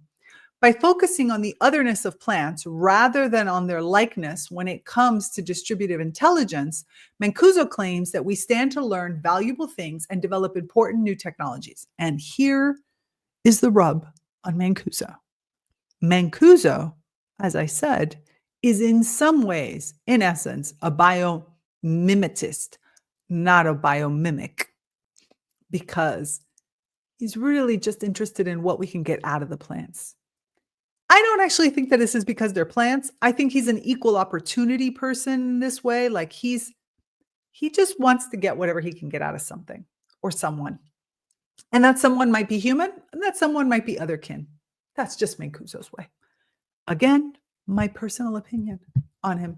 I do think he's brilliant in the way he puts things out there. I love his connections with artists. I appreciate everything that he has done to put forth plants. But he is kind of a little self-serving. But you never heard me said that. This will be buried in the stream and nobody will ever see it. Well, except for all the people that watch the stream. But that doesn't matter. We're moving on. He uses the term bioinspiration to talk about the application of plant intelligence to design. In this case of technologies and systems that are networked, decentralized, modular, reiterated, redundant, and green. Interfacing between vegetal life and technology, plant ontology serves both as inspiration for newer models of biotechnology and is also put to work as nodes within ultimately extractive economy. Now, here's where biomimicry is different, because biomimicry would not just ask, how would a plant do this? Biomimicry will ask, would a plant do this? When does a plant not do this? When does this not serve the greater good from the perspective of ecosystem thinking? I don't think the others are asking themselves that questions. Hence, extractive technologies and an extractive economy. Mancuso's collaborator, Barbara Mazzolai, is also the coordinator of Growbot, a robotics project inspired by the moving by growing abilities of climbing plants. It aims to develop low mass and low volume robots that are capable of anchoring themselves, negotiating voids, and more generally climbing, where current climbing robots with legs, wheels, or rails would get stuck or fall. Bio-inspired and biomimetic soft machines are developed on functions and working principles that have been abstracted from biological organisms that have been evolving for more than 3.5 billion years. The goal is to create robots that are able to not only sense and respond to the environment, but also autonomously and continuously adapt in response to environmental stimuli. Mancuso's focus on the ability of plants to solve problems is, however, less kin-making than soft capitalizing. She's much more elegant than I am. Whereby experiments in plant science and design feeds into a larger extractive innovation industry. Biomimicry and vegetal labor. Human geographer Stephanie Wakefield warns against considering the blurred boundaries between humans and non-humans in the urban environment as inherently good. She emphasizes the growing prevalence of resilience thinking from within neoliberal paradigms and argues that it is important not to pay attention to how more than human assemblages are taken up and registered through dispositives of power and technoscience. Dispositives, Johnson and colleagues write, work not by imposing order on a pre-existing field, but by arranging and producing the terrain itself. Through a double biopolitical movement that simultaneously posits a vision of life and constructs it. Biomimicry destabilizes and decenters the human by learning from and valorizing natural processes. However, the ways in which biomimetic practices are co-opted, remember I told you, biomimicry has an ethos. Biomimetic does not. Are co-opted into capitalist and military industrial frameworks. And here we will get into another quick aside. Several years back, when I was still actively working on biomimicry projects, there was a big conference that used to happen in France. This conference was held by at the time, debatable which word to use, biomimetic or biomimicry organization in France. Only that one of the biggest exhibitors of this conference were military. And the biomimetic community was like, what? Like, you develop and learn about natural harmonizing life. Remember, the kind of tagline of Biomimicry 3.8 is about creating conditions conducive to life. And you host a conference where military folk are either presenting or learning from how to create more effective bombs using biomimicry or biomimetic principles. Here you see a very clear definition of the split between the two. I don't know if the conference is still happening for a while. I know it shut down because of COVID, but I don't know what happened afterwards. And I stayed out of it because I never went, as you can imagine, and you can imagine why.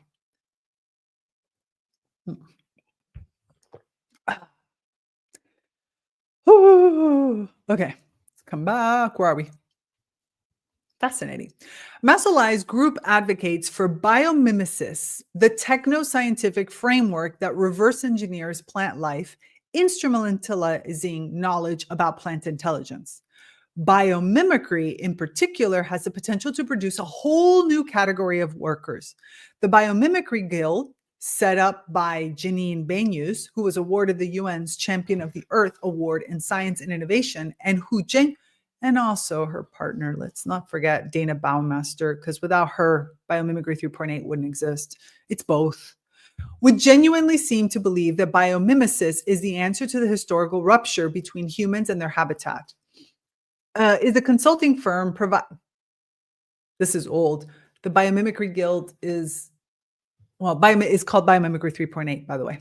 Biomimicry 3.8. There is the Biomimicry Institute, which is more the Biomimicry Challenge and the educational pieces, and then there's Biomimicry 3.8, which is the consulting company. Maybe this is older. Is a consulting firm providing services to enterprises and industries, offering possibilities for innovation and sustainability. While the consultants at the Guild, or nature's translators, as they call themselves, promise to unlock knowledge developed in the biological sciences to develop designs and strategies to fit every corporate need and charge exorbitant sums of money for their services, what if they're non-human collaborators? I am in agreement with you on biomimesis being this, but I would not be on the same page with you as all of Biomimicry 3.8. It's not no. I think you're confusing the two. There's a split.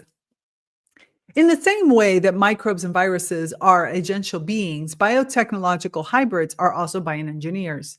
This opens up to various questions. For example, who regulates the actions of biotechnological hybrids, their living, dying, and multiplying? Does flourishing with biorobots and green computing put other species at risk? What does it mean for plants or as organisms if they can, in fact, be surpassed by more useful plantoids? They're not the same thing. I mean, definitely we need to have, we'll get into it. I'm in agreement with your principles, but they're not exactly all the same. Advocates of biomimesis, which again is not the same thing as biomimicry, insist that it is the answer to a less anthropocentric world. Not true, not for biomimesis. Harnessing theoretical writing and post-humanism and animal studies, destabilizing or even erasing the categories of the human and animal, and recognizing the shared limits and vulnerabilities of both categories.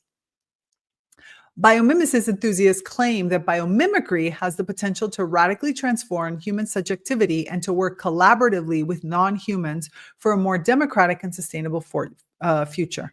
Yet, what type of collaboration is this? If biomimicist was indeed to become a dominant techno-natural fix for the future, what we need is to develop a framework of politics and ethics that is adequate to these new forms of production.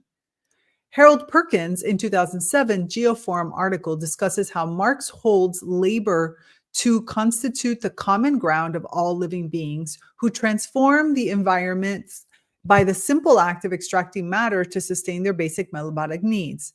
Perkins urges us to take seriously Marx's suggestion and examine its implication for understanding the power relations that unfold through the articulation of different types of labors. Whether deliberate or instinctive, as Elizabeth R. Johnson argues, while the narrative of ecological salvation remains very much in play in these contexts, advocates of the bio-inspired enhancement of industrial production has most often emphasized sustaining or expanding capitalism over sustaining or better serving human and non-human life as such. Beneath the rhetoric advocating for green capital seems less about transforming our modes of production than intensify them. I think that this is where I talk about that big division between biomimicists and biomimicry. I just think that they're not the same. They're not the same thing. Projects and Mazzolai's project is definitely biomimicist, not biomimicry. I remember that very clearly when I was there, when I was studying with Mancuso. Projects such as Mazzolai's feed into a recent turn of post-natural environmentalism. This turn rightly dismisses the nature-culture divide, but then uses this premise to promote a type of environmentalism in which the natural world is made dependent on human interference and innovation. This kind of post-nature, wrongly, in my view, assumes a level playing field in which the world is made up of heterogeneous living and inert entities. Rather, as it plays out here, the post-natural orientation towards a future entangled common world is integrated into the logic of the existing neoliberal order. The rhetoric erases inequalities between humans and other sentient beings and colonial histories of power and domination. even as they persist into our current geopolitical and economic structures. Considering nature a colonial formation, Rosemary Collard, Jessica Dempsey, and Juanita Sundberg argue that recognizing entanglements is not enough. They call instead for pluriversal alliances that benefit the widest range of beings in place of putatively universal approaches that in fact sustain a human-oriented extractive economy. Recent work in more than human political economy has attempted to rethink non-human agencies not just as forms of lively capital, usable as a resource, but also co-constitutive of the broader economic realm. From the outset, while the fact that agricultural production and the manufacture of biofuels are led not just by human labor, but by the active participation and manipulation of tissue, cells, and other biological materials themselves. This is something that we don't talk enough about. We do not talk about the beings that are giving their lives for what we consider to be day-to-day products and services, but mostly products. The potential of adapting plant sentience towards new form of production and labor adds a new category of vegetal work within broader bioeconomies. Artistic interventions such as the Florence experiment and its cognate bioengineering projects urge us to resist Braun's caution that there is no hard and fast rule that a particular ontology leads necessarily to a particular politics, but neither can any ontology be said to be neutral. If artists and scholars are working toward engaging broader publics in relationist ontology, I argue that it is also important to consider what the recognition of plant sentience by humans can contribute to a framework of more than human multi-species justice. Biomimicry is featured as a key method for generating a more ecologically sustainable economy. Often cited examples of this include butterfly wing-inspired computer screens that reflect light and save energy, spider-inspired materials that transform the manufacture of durable fabrics, and termite mound-inspired buildings designed to shrink heating and cooling costs. Well, and also the need for all the machinery of heating and cooling. It's not just the cost. Some designers go further and claim that they are shifting from prioritizing human needs to exploring the network of relations that exist in a multi-species ecology. Yes, this brings home the nuanced terrain we inhabit when it comes to questions of communicating and adapting plant sentience. Although plant-based climate solutions, green infrastructure, and ecosystem services crowd our current landscape, plant sentience has been co-opted by a range of individuals and groups ever since its early inception. Part 2 highlights the long histories on the way plant sentience has been co-opted. In particular, it focuses on political and religious facets of this history, which usually get left out of conversations and scholarship on plant sentience and more than human approaches more broadly. Part 2. Hold on a second. I want to see something. Permit me one moment. I want to check out before I keep going into part 2, I want to see, where are we? Ladies, okay. Oh,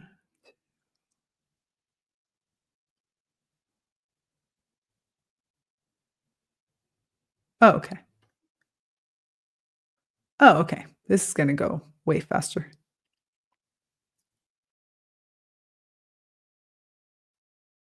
This paper. I never look. I always say to myself, remember to look at the length of the paper so that you can set yourself up appropriately. Do I ever do that? No, never do. Never do. Okay. Coming back in. Part 2. J.C. Bose and Tagore in Inanimate Scream. Going back about 100 years to the early 1920s, when plant sentience was a newly and contested field of study, part 2 of my essay considers how, in very different contexts, ideas around plant sentience seeped into artistic and cultural fields and were also co-opted, but to a very different ends. In 1926, J.C. Bose published The Nervous Mechanism of Plants, dedicated to the poet and educator Rabindranath. I don't know how you pronounce it. Sorry. I did my best. Tagore. in which he pushed his conclusions one step further. He maintained that plants had a system of nerves that constituted a single organized whole. Arguing that plants have what he called a well-developed nervous system, Bose claimed that A, all plants coordinate their movements and responses to the environment through electrical signaling. Yeah. And B, all plants are sensate, neuronal organisms that actively explore the world and respond to it through a fundamental pulsative motif in which oscillations of electrical potential are coupled with oscillations of turgor pressure. Turgor pressure is the water pressure, contractility, and growth. Hackles were and continue to be raised in scientific circles by the use of the word nervous, as with words such as intelligence, sentience, and consciousness, because, we cannot just start with the base foundation that everything is conscious. No, we have to go the opposite way. J.C. Bose was a close friend of Murabit R, let's just call him R, and visited him often in Calcutta and in Santiniketan, where the Tagores started a university. Bose was educated at St. Xavier's College in Calcutta and went to England to study at Cambridge University, eventually returning to Calcutta to set up the Bose Research Institute in 1917. Bose's research into microwave physics was readily accepted and used by his European contemporaries. In fact, it was Bose's mercury core that was used by the Italian scientist Guglielmo Marconi to receive the radio signal in his first transatlantic radio communication experiment. Bose was a big deal, man. Bose was a big deal. Yet his research into plant irritability or response was met with some hostility, not just some, a lot, in the context of the Victorian mechanistic, materialistic philosophy of science that we still kind of have today. Prominent electrophysiologists at the time were reluctant to accept Bose's conclusions that all plants possess a nervous system. They're still arguing it, Bose. They're still arguing it. A form of intelligence and a capacity for remembering and learning. Bose's ideas did. Oh, this is the artwork. Yeesh, inanimate scream. Bose's experiment, however, attracted neo-vitalists such as biologist and urban planner Patrick Geddes, who lived and worked in India and who saw biology as crucial to metaphysical thought. Tagore, Tagore, because there's now an R, in whose paintings and caricatures J.C. Bose and his experiments prominently featured, was born into the illustrious Tagore family in 1867. His artist brother, A. Tagore, we have an A, we have a G, and we have an R, and his polymath uncle, R. Tagore, were amply involved in the intellectual and creative fervor, that's the word I'm looking for, fervor that characterized the early years of the Indian freedom movement in elite Bengali circles. At the turn of the century, the Tagore household in Jorasanko, Calcutta, became a center for what an art historian Partha Mitter calls cultural nationalism. With the constant presence of the British art teacher and reformer Ernest Binfield Havel and Margaret Noble, who was a disciple of Swami Vivekananda. Among others, the complex cultural milieu which gave rise to modernism in Indian art was also heavily involved in the cognate social movements in education and religious reform, and included key players in the gradual overhaul of colonial powers. G saw Bose's experiments in Plant Sentience for what they were, part of the cultural, political, and religious life of late colonial India, not separate from it. G. Tagore created Inanimate Scream, a satirical drawing featuring J.C. Bose, which is contained in a portfolio of satirical pictures pictured in 1921 titled Reform Screams, a pictorial review of at the close of the year 1921. The portfolio was a broader political commentary that drew on recent and unjust constitutional reforms implemented by the British government in India. G's drawings depicted Bose seated in the mountains. From his hand, a spark like an inverted thunderbolt resonates. Very cool. Tiny waves across the landscape. The figure with its outline of curly locks and sparse facial features sports an obvious third eye on his forehead.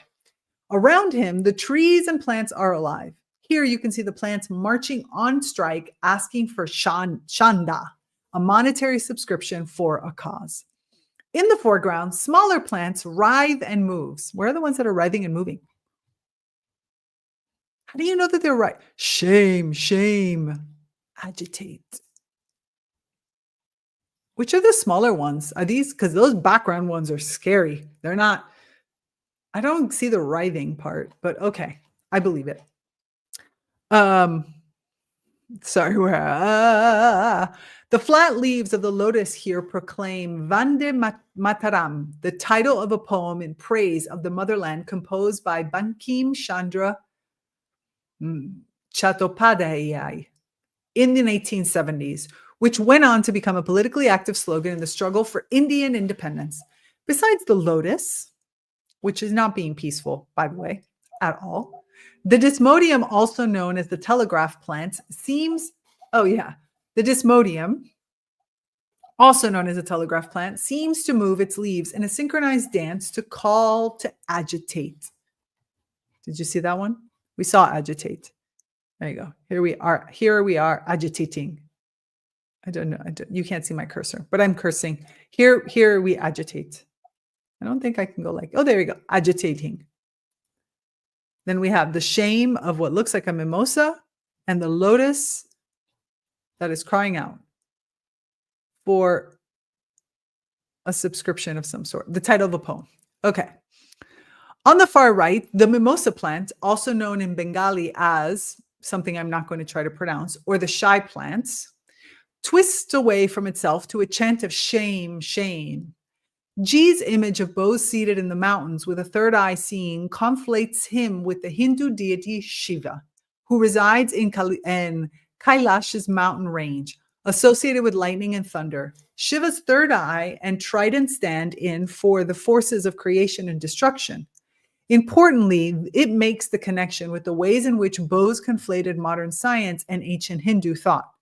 G's attention to detail also signals his interest in Bose's research. While the lotus activates a reference to Indian myth and culture, the desmodium and mimosa plants come straight out of Bose's research. Bose's scientific research, and especially his experiments in plant physiology, was not divorced from ideas of life and living mechanisms in Indian philosophy, but rather in direct conversation with these ideas. In 1896 and 1897, Bose was focused mainly on his work in physics, and in 1900s and 1901, he began to grow more and more interested in plants. Between these periods, there was a fundamental shift in the way in which Bose relates his work increasingly towards Eastern spirituality and anti-materialistic sentiment. The epigraph to Bose's 1902 first scientific monograph, Response in a Living and Non-Living, reads, the real is one. Wise men call it variously. Quoting this well-known declaration from the Rig Veda made Bose's position clear. It publicly corroborated his belief that, as proposed by the Vedas, the animate and the inanimate world are one, and that his electrographic discovery served to scientifically prove it. Told you we love Bose. We love Bose. At the International Congress of Physicists in Paris in 1900, the Hindu spiritual leader Swami Vivekananda heard Bose present a paper. Vivekananda, who preached the superiority of Vedic spiritual thought and revitalized the non-dualism of the Upanishads, a set of texts found within the Vedas, saw Bose as an embodiment of a new India in which the world of contemporary physical research was at one with ancient spiritual thought. Bose's scientific stance was therefore soon to become a political one, legitimizing science not simply as a knowledge system created and ratified by the West, but rather as a discipline perfectly compatible with the perhaps bound to Eastern philosophy. His work set into motion a new kind of nationalism embraced and disseminated by political figures such as R. and Vivekananda. Not only did the Hindu nationalists co-opt Bose, it seems that to a larger extent, He too co-opted them, bolstering a reform-oriented Hindu nationalism that, while largely tolerant, imagined India primarily as a Hindu nation and did not account for the rich complexity of religious groups in India at the time. A letter written to R in 1901 acknowledges Bose's commitment to the freedom struggle and demonstrates the links he made between biology, the philosophies of science, and colonial politics. I am alive with the life force of the Mother Earth, he writes. I have prospered with the help of the love of my countrymen. For ages, the sacrificial fire of India's enlightenment has been kept burning. Millions of Indians are protecting it with their lives, a small spark of which has reached this country. The non-dualistic, monistic philosophy that V espoused emphasized the themes of oneness, unity, identity, and liberation. Oh my God, there's so much I could say here. So much I could say here. Because I'm going to get into this. We're going to have a more spiritual conversation at some point. This isn't the time, but we'll have it. It sought to move philosophical insight and spiritual practices away from the established hierarchy in Hinduism of seers and yogis to a more quotidian practice that gave spiritual power to the people. In 1906, Ramananda Chatterjee of the Modern Review described Bose's plant response as the greatest work of the Swadeshi movement, surpassing the burning of foreign clothes and the establishment of national universities. Across India in the late 19th and early 20th century, Hindu intellectuals pushed the idea of monotheistic Hinduism, and this gained new reinforcement from a proposed indivisibility of science and religion. The influence of positivism, according to historian Gayan Prakash, was palpable in this idea, and positivist philosophers were often cited to legitimate dispositions that, according to Hindu intellectuals, Hinduism itself contained. Bose's discovery provided an obvious and easy link to the scientist, until then seen by Europe as an exclusive domain of superiority, named and owned by Europeans. Bose's plant experiments became, in short, a nationalist strategy. As admirable and productive as some of these nationalist strategies were for India's anti-colonial struggle in the 1920s and 1930s, this nevertheless demonstrates the co-optability of plant science into religious, in this case, Hindu ideology, especially considering how Hindu... And this conversation piece that she's having is part of the reason why I don't rely only on my spiritual studies or my spiritual work or my spiritual path to discuss these topics, because that runs the risk of that being the only way. But mixing in a wide range of inputs and outputs gives us the opportunity to look at plants as the beings that they are and not necessarily pigeonhole them by one specific ideology, thought process, or even artistic expression. Especially considering how Hindu religion and ideology have, in the 21st century, been critical forces in rewriting history and overriding constitutional rights in pursuit of a muscular and intolerant Hinduism, we ought to take note that this capacity for co-option runs serious risks in the wrong hands. On the surface, the non-dualism of Advaita Vedanta would seem to advocate for an ecological consciousness, a sense of empathy with the natural world. This is based on the assumption that the nature of the self in Hinduism includes all lesser forms of existence. However, scholars such as Lance Nelson and others argue that while Advaita fosters values such as simplicity of life, frugality, and nonviolence, in emphasizing transcendence, it tends to devalue and neglect lower beings that they think are lower, just to be very clear, and the natural world. Stupid Aristotle. It's always Aristotle's fault. When understood in the broadest possible and reductive way, even in Hinduism, Buddhism, Jainism, and adjacent philosophies that originated in South and Southeast Asia, sentience is a metaphysical quality that all non-humans possess, well, that everyone possesses, thus making all things deserving of respect and care. While these religions have been celebrated as being more ecological in their output, the knowledge of plant sentience, as this essay will show, does not automatically lead to the ethics of justice oriented towards plant life. This we have seen over and over again, or non-human life more broadly.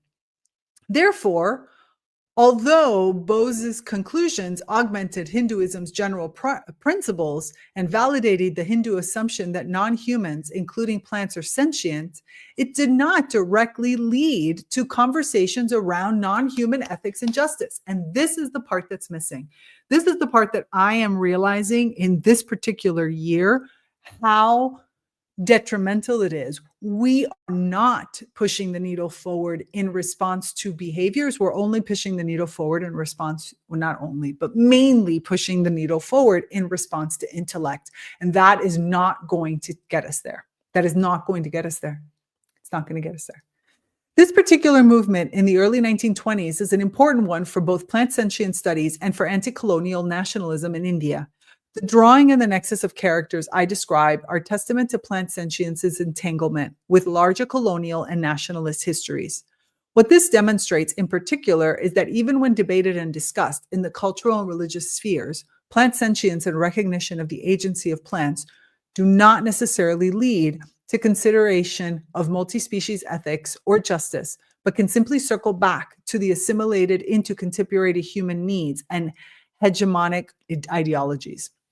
I can't disagree with this. I can't disagree with it, because unfortunately I see it every day. And it's one of the reasons why when I am interviewing people, no, let me rephrase this. When I am having conversations with people about potentially being part of the Plant Wisdom book, the Reconnect with Plant Wisdom podcast, I have to have very serious conversations that this is not a podcast about using plants. It is not a conversation about how your love of plants leads you to use plants in a certain way. That is not the point of the podcast. The point of the podcast is, how do we co-create with plants? Yes, there is a how do we learn from plants? How do we learn models and such?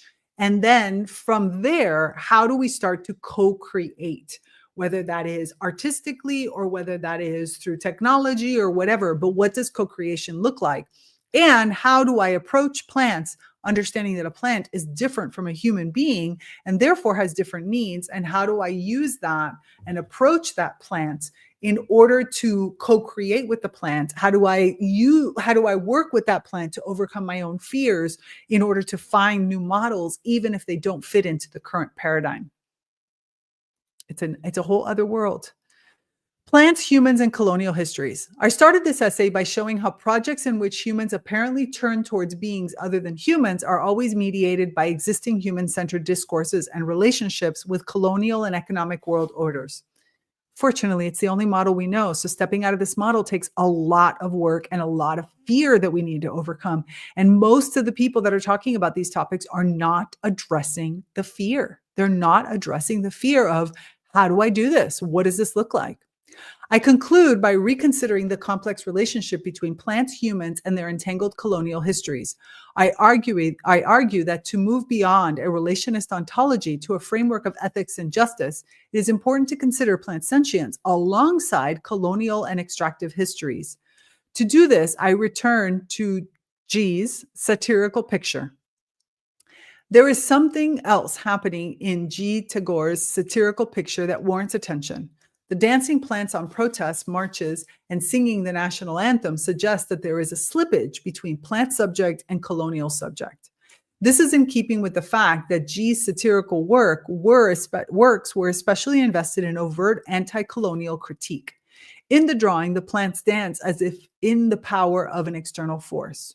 While their moves are supplemented with political slogans, their inability to act autonomously fulfills the pathos and self-irony that likens the plant subjects to colonialized Indian subjects at the turn of the century. There is a revolution waiting to happen in this picture, and as there was in India's political life at the time. Yet, as Tagore implies, the colonial political subjects, much like the dissident plants, were stalled at the moment in a state of semi-autonomy. India would not gain independence for another 25 years after G's drawing was made. And the 1920s in India saw divergent views on anti-colonial resistance. Some visionaries, such as G's uncle R., pursued a softer cultural nationalism that did not necessarily advocate for an immediate overthrowing of British imperialism. While it is Bose's experiment that argues for plants as agential beings, the analogy that G. Tagore makes between oppressed plant subjects and human subjects requires further discussion. There is a long tradition of, because plants, it's been more than 25 years and plants still haven't gained their independence. There is a long tradition of establishing a relation of analogy between human domination and the domination of nature by highlighting similarities between two practices and between modes of thinking and classification associated with them. This is what Marjorie Spiegel, in reference to slavery, has called the dreaded comparison. Spiegel claims that, like human slaves, non-human animals are subjected to branding, restraints, beatings, auctions, the separation of offspring from their parents, and forced voyages.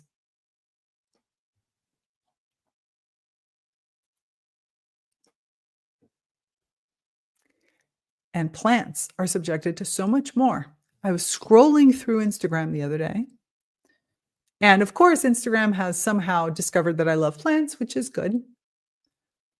But now shows me mostly artistic projects with plants, which are human beings chopping, killing, pressing, painting, otherwise murdering the plants that they claim to love so that they can put those murdered pieces in exhibits. And I'm struggling.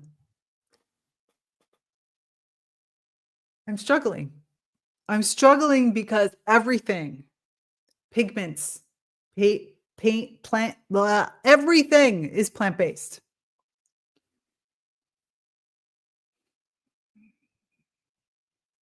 I'm struggling. I don't have an answer for you. I'm just sharing my struggle of what does it look like when we don't. Pointing to these similarities has sometimes been highly effective in illuminating some of the tropes of oppression wherein some humans are relegated to the natural and transactional spheres. However, a simple comparison erases the situated histories within which oppressive forums. Plants have been an extremely effective tool for colonial and economic domination from an early on in colonial endeavors. As Alfred Crosby famously observed in Ecological Imperialism, plants and our relationships to them are literally rooted in culture and history. Botanical gardens in Europe are underwritten by the space of the plantation, in that they served laboratories for mass agricultural production, the exploitation of resources. Botany and the classification of forms of life enacted by imperial science need to be understood in the context of colonialism.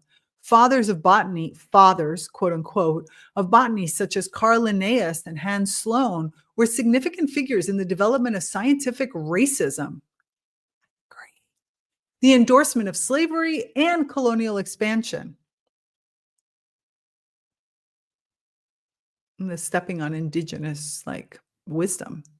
The contemporary artist Pedro Neves Marquez video, The Pudic Relation Between Machine and Plant, while made in a very different time period and context from G's satirical picture, reflects on the conflation of human and plants as colonial subjects. In 2019, at the José de Guimarães International Arts Center in Guimarães, Marquez video work opened the exhibition Plant Revolution, featuring, this is the one I was telling you about, featuring the plant Mimosa pertica. The video shows a looped interaction between a robotic hand and the mimosa plant. Recalling the Mimosa pertica's derives its name from Carl Linnaeus' sexual taxonomy of plant, in which pertica refers to both external sexual organs, shyness, and modesty. The artwork constructs an unfathomable visual experience in which the repeated touching and shrinking of the mimosa plant references environmental colonialism and the inherent violence of colonial knowledge production. And a few other things. And oh, sorry, I'm not going to say any of these things. Linnaean taxonomy was central to the construction of race and sexuality. While in Marquez's video, the plant is touched over and over again. Sounds a little too familiar to the current, your body, my choice conversation that's happening in the United States. Anyways, I didn't say it. Erase. Well, not erase. We're gonna talk about it in another form. And over again, the video is looped, and in reality, the plant was only touched a few times, not enough times for it to be conditioned against closing in leaves when the robotic arm came close. Using the tripartite juxtaposition of sexuality, technology, and science, the video urges the viewer to reconsider not only what plants feel, but also longer histories of domination and asymmetrical power relations entangled in post-human relations. As this essay shows, plant sentience is a field rife with cultural and political manifestations already, and it's so young. Can you imagine? There are two distinct strands of political co-option and biomimicry that I have chosen. Biomimicist. I don't think you really got into biomimicry. I think you got into biomimicist. That I have chosen to highlight stand to serve as examples of the messy and complex ways in which ideas around multi-species life worlds are co-opted, repurposed, and directed to different ends. It brings to light a collision of often well-intentioned intellectual ambitions and calls to action around the question of human and non-human life, both of which are inherently rendered political. The examples demonstrate that a deep interest and engagement with plant sentience does not directly map on to any ethical or political outcomes. No, you have to build those in. You have to be purposeful. You have to be ecosystemic. You need to think broader for that to be the case. It does not, in itself, lead to legal subjecthood for plants or a sustained conversation about multi-species justice. No, you have to build it into the conversation. If not, it just falls flat. And if anything, it shows again our domination on plants. I mean, do you think Mancuso actually asked those bean plants whether they wanted to go down the slide? No. He grew a bunch of plants. He decided to put them in little tiny containers. He put them into these harnesses, and down the slide they went. There was no indication of what the plant wanted in that. And there, you're not showing sentience and you're not showing agency. If you want agency, you gotta ask the plant's permission. The recognition of ontological subjectivity remains inherently co-optable. To remain acutely aware of these histories and current conditions of co-optability is the first step for artistic practice and cultural theory. It is in this awareness that I hope will open up a broader range of possibilities and structures towards pluriversal approaches to multi-species ethics and justice. And that's it, folks. We made it to the end. Sorry. Hope I didn't get the microphone on that. Woo! We made it to the end of Political Plants, Art, Design, and Plant Sentience by Sria Chatterjee. And wow, that was good. That was good. I can't deny it. That was good. I enjoyed that very, very, very much. I think I'm assuming I have been calling a she, and I just realized that that's extremely rude. I have no basis under which I call a she. So we're going to go with they. We're going to be very generic. Sorry for my own, I don't know. I think that was a very good paper. I think that was really great at highlighting taking what seemed like two beautifully positive examples, but breaking them down to understand they're ultimately, I don't think any of these examples damaged. I just don't think they moved the needle forward in the sense that now at least some people are saying, oh, plants are sentient. But other than that, of course, they weren't designed that way. And that's the problem. They need to be designed that way, and they need to be created they need to also create the ecosystem in which, and they have to have the desire to move the needle forward in a new creation of a paradigm, because it's not just as easy as saying, oh, well, humans are agents, and animals are agents, and therefore plants are agents, and let's treat them all the same. It's not the same. It's not the same. We're all different. We have different needs. We have different experiences. We have different expectations. And so therefore we need to understand what those differences are. That was awesome. I don't know how else to say it. I mean, like, I'm really excited about this plant. I'm really excited about where we're going forward. Like I said, we're in now a time period where there is going to be much more sophisticated conversation about this and not just general rhetoric. And I am looking forward to where we are going to go. We made it through the paper. It was a long one. We've been here for a while, but it's been amazing. Thank you so much for those of you that watched all the way through to the end. And I hope that you'll invite your friends next time. Let me know what your thoughts are. Also, remember, as I asked at the beginning, if you have any suggestions for how to rework this, what are the areas that you're most interested in learning about? What are the pieces that you enjoy the most when I do this type of commentary? I would love to hear it. So please leave me a comment, or as always, you can come into the Naturally Conscious community and you can and we can have this discussion there, because we're always having these kinds of discussions there. If you're looking for more information about me, you can find me on my website. You can also find me on Instagram and on Facebook, and all the really cool things. But more importantly, make sure you do all the YouTube-y stuff, like and subscribe and hit the little notification bell and such. I have another great episode of the podcast that's going to be coming out this weekend. It'll come out on Sunday, and for us to continue this work.